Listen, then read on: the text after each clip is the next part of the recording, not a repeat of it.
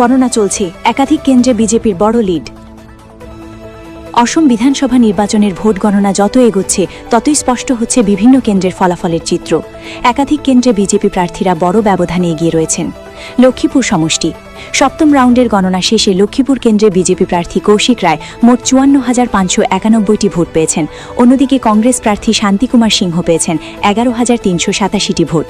বর্তমানে ৪৩,২০৪ ভোটের বিশাল ব্যবধানে এগিয়ে রয়েছেন বিজেপি প্রার্থী কৌশিক রায়।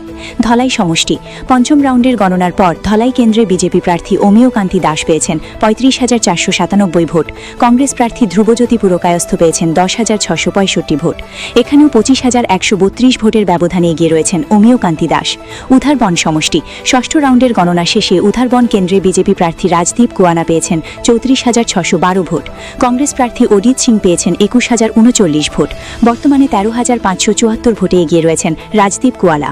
কাঠিগড়া সমষ্টি তৃতীয় রাউন্ডের গণনার পর কাঠিগড়া কেন্দ্রে প্রার্থী কমলাক্ষ দে পুরকায়স্থ পেয়েছেন ১৯,০৭২ ভোট। প্রার্থী অমরচাঁদ জৈন পেয়েছেন ১০,১৯০ ভোট।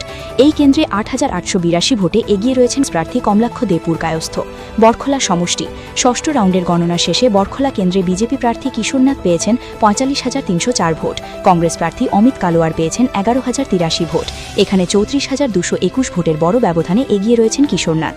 সব মিলিয়ে চলতি ভোট গণনায় অধিকাংশ কেন্দ্রে বিজেপির প্রার্থীরা শক্ত অবস্থানে রয়েছেন। যদিও এখনও সম্পূর্ণ ফলাফল ঘোষণা বাকি, তবে বর্তমান প্রবণতা রাজনৈতিক মহলে যথেষ্ট তাৎপর্যপূর্ণ বলে মনে করা হচ্ছে।